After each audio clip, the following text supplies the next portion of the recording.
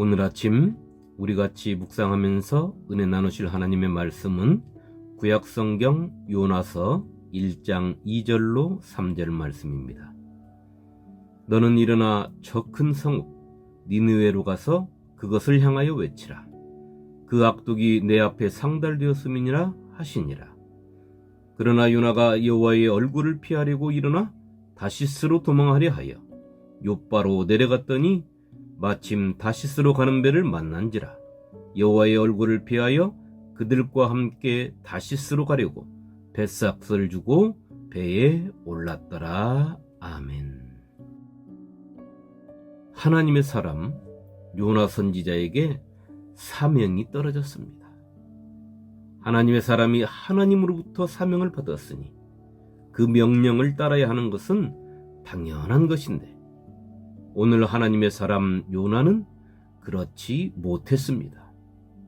그것은 하나님께서 자신에게 주신 사명을 자신이 생각할 때 도무지 이해하지 못했고 그 사명만큼은 감당하기 싫었기 때문입니다.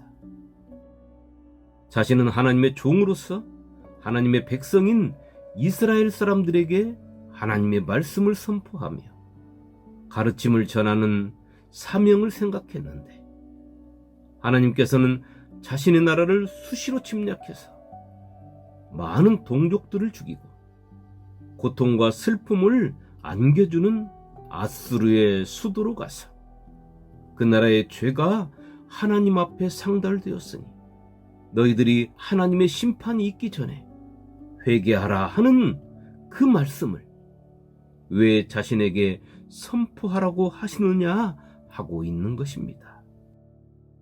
당신의 백성들을 못 살게 하고 침략에 들어와 좋은 것들을 다 가져가면서 사람들도 포로로 끌고 가는 저 잔인 무도한 자들을 심판하시지는 못할 망정 하나님의 종인 자신을 그리로 보내십니까? 하는 것이지요.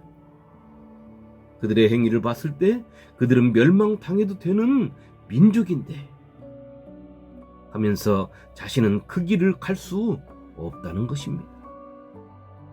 그리고 요나는 다시스로 도망가기로 마음먹고 욥바 항으로 갔습니다. 마침 그때 다시스로 가는 배가 와서 그는 뒤도 안 돌아보고 하나님의 낯을 피하여 다시스로 가는 배에 몸을 실었던 것입니다.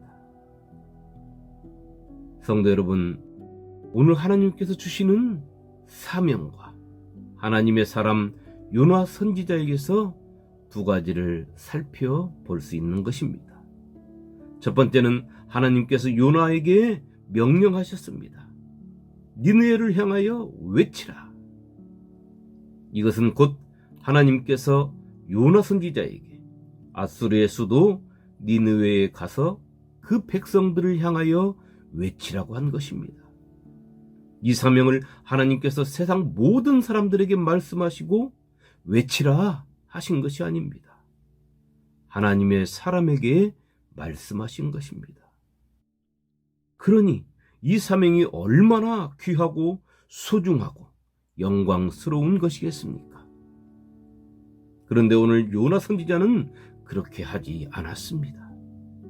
이러한 모습이 요나 선지자에게만 있는 것이 아닙니다.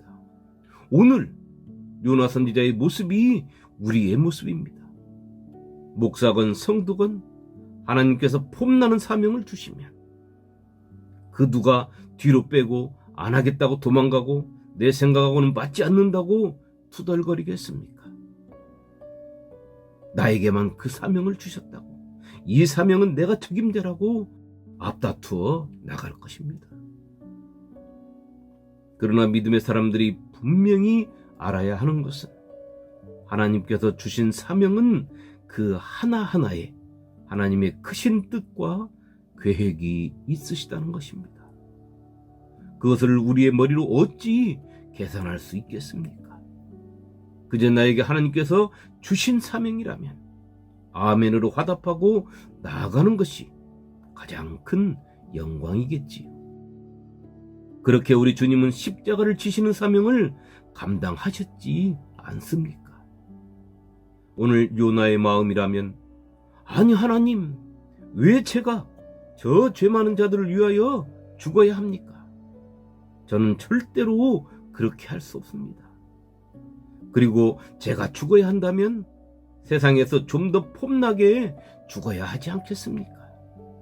어떻게 저주받은 십자가에서 저보고 죽으라고 하십니까?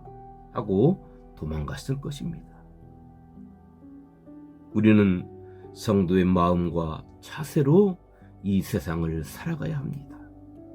그렇지 못하면 요나 선지자가 일시적으로 품은 생각을 우리도 품게 되는 것입니다. 그 생각은 진정 우리 믿음에 도움이 되지 않을 뿐만 아니라 내 믿음을 병들게 하며 참 하나님의 마음에서 벗어나서 믿음에 반대되는 길을 걷게 만드는 것입니다. 오늘 하나님께 사명을 받은 요나 선지자는 이불을 닫았습니다. 외치라 하시는 하나님의 명령을 저버리고 도망가는 데만 집중을 했습니다. 이것은 하나님의 명령보다 요나의 생각이 더 커졌기 때문입니다. 오늘 요나의 생각이 더 커졌습니다. 하나님의 사명이 못마땅하게 여겨졌습니다. 요나가 매우 싫어하고 성내며 여호와께 기도하여 이르되, 여호와여, 내가 고국에 있을 때에 이러하겠다고 말씀하지 아니하였나이까? 그러므로 내가 빨리 다시스로 도망하였사오니 주께서는 은혜로우시며 자비로우시며 노하기를 더디하시며 인애가 크시사 뜻을 돌이켜 재앙을 내리지 아니하시는 하나님이신 줄을 내가 알았음이니이다. 요나서 4장 1절로 2절 말씀입니다. 요나 선지자가 자신이 외치고 난 뒤에 니느웨 성읍 사람들이 자신의 생각과는 달리 하나님 앞에 임금부터 시작해서 모든 사람들이 회개했습니다. 그리고 하나님께 용서를 받은 것입니다. 그 모습을 본 요나 선지자가 하나님께 자신의 마음을 여과 없이 드러내면서 기도하고 있는 것입니다. 우리가 믿음 생활하면서 가장 쉽게 빠지는 것이 나는 예수 믿으니까 구원받은 사람이고 하나님께 특별한 사람이고 이 세상 사람들과는 다른 사람이고 나만 특별히 하나님께 사랑받는 자라는 착각에 쉽게 빠진다는 것입니다. 그리하여 신비주의에 물들고 잘못된 신앙 집단을 기웃거리고 잘못된 신앙관 속에서 자신을 다른 사람과 차별을 두고 세상 사람은 모두가 죄인이라는 착각 속에 빠지게 되는 것입니다. 고린도 교회 성도들이 그랬습니다. 자신들만이 최고라고 말입니다. 우리는 이런 신앙을 경계해야 하는 것입니다. 이런 착각에 빠져 있는 것은 성도보다도 목사들 중에 보일 때가 더 큰 문제인 것입니다. 오늘 하나님의 사명을 자신의 생각에 맞지 않다고 거부하고 도망갔던 요나처럼 말입니다. 오늘 요나는 다시스로 가는 배를 탔습니다. 그런데 다시스는 하나님께서 가라고 하신 아수르의 수도 니느웨와는 정반대쪽에 있는 곳입니다. 그것은 곧 요나의 마음이 하나님과 정반대에 서 있음을 우리에게 알려주고 있는 것입니다. 목사나 성도가 하나님의 음성을 통하여 하나님의 사명을 받는다는 것은 진정한 영광입니다. 그런데 우리는 이 영광을 짐처럼 여길 때가 많다는 것입니다. 두 번째는 하나님께서 그들의 악독이 찼기 때문에 요나 선지자에게 외치라고 하십니다. 이 말씀 속에서 하나님께서는 우리를 어떻게든 구원하시고자 하시는 사랑의 하나님이심을 발견할 수 있는 것입니다. 그런 하나님이 나의 아버지가 되시는 것이 확실하게 믿어진다면 이 세상살이가 무엇이 걱정이 되며 무엇이 근심이 되고 그 무엇이 나를 고통의 늪에 빠뜨릴 수 있겠습니까? 내 자신 외에는 아무것도 없는 것입니다. 내가 그 속으로 스스로 빠져 들어가는 것입니다. 그것은 하나님을 온전히 믿지 못하면서 나오는 것입니다. 그것은 내 욕심이 나를 그리로 잡아 끌기 때문입니다. 그것은 주님 주시는 자유함을 누리지 못하기 때문입니다. 창세기 15장 16절은 하나님과 아브라함의 대화가 있습니다. 내 자손은 4대 만에 이 땅으로 돌아오리니 이는 아모리 족속의 죄악이 아직 가득 차지 아니함이니라 하시더니,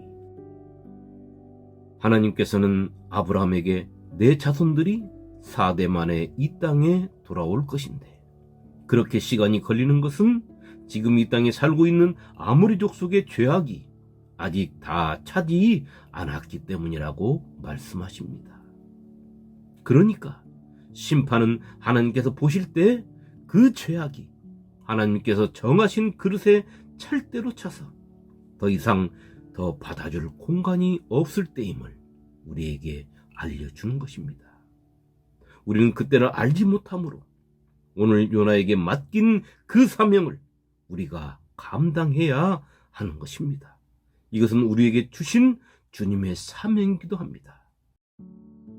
또 출애굽기 2장 23절에 보면 이스라엘 백성들이 애굽에서 종살이하면서 하나님께 힘들어 못 살겠다고 제발 구원해 달라고 부르짖는 장면이 나옵니다. 여러 해 후에 애굽 왕은 죽었고 이스라엘 자손은 고된 노동으로 말미암아 탄식하며 부르짖으니 그 고된 노동으로 말미암아 부르짖는 소리가 하나님께 상달된지라. 아멘. 이 말씀에도 보면 하나님께 이스라엘 백성들의 부르짖는 소리가 상달되었다라고 오늘 우리가 읽은 말씀처럼 표현되어 있습니다. 그러나 우리가 읽은 말씀 중에 상달되었다는 그 표현은 그들의 죄악이 얼마나 깊어졌는지 하나님 계신 곳을 뚫고 나왔다는 것, 하나님 앞에 도달되었다는 그 표현입니다. 그리고 출애굽기 2장 23절에 상달은 이스라엘 백성들의 고통의 울부짖음이 하나님께 드려지는 제물의 향기처럼 하나님 앞에 올라온 것을 의미하고 있는 것입니다. 그렇게 성도들의 기도를 요한계시록 5장 8절은 향기로 표현하고 있는 것입니다. 그 두루마리를 취하심에 네 생물과 24장로들이 그 어린 양 앞에 엎드려 각각 검은고와 향이 가득한 금 대접을 가졌으니 이 향은 성도들의 기도들이라. 아멘. 오늘 우리 성도들이 이 세상을 살면서 잊지 말아야 하는 것이 한 가지가 더 있다면 그것은 우리를 나를 사랑하시는 하나님의 크신 사랑인 것입니다. 우리의 귀가 따갑도록 듣는 하나밖에 없는 독생자 아들을 이 땅에 보내셔서 그 아들의 생명을 가장 저주스럽게 취하시고 우리를 구원하신 하나님의 사랑을 우리가 헐값으로 취급해서는 안 된다는 사실입니다.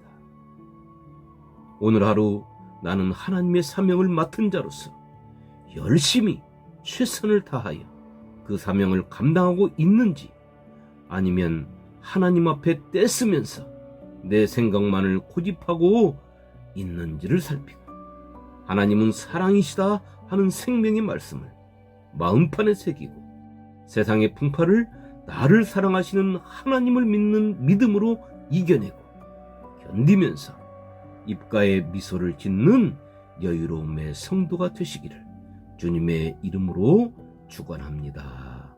아멘.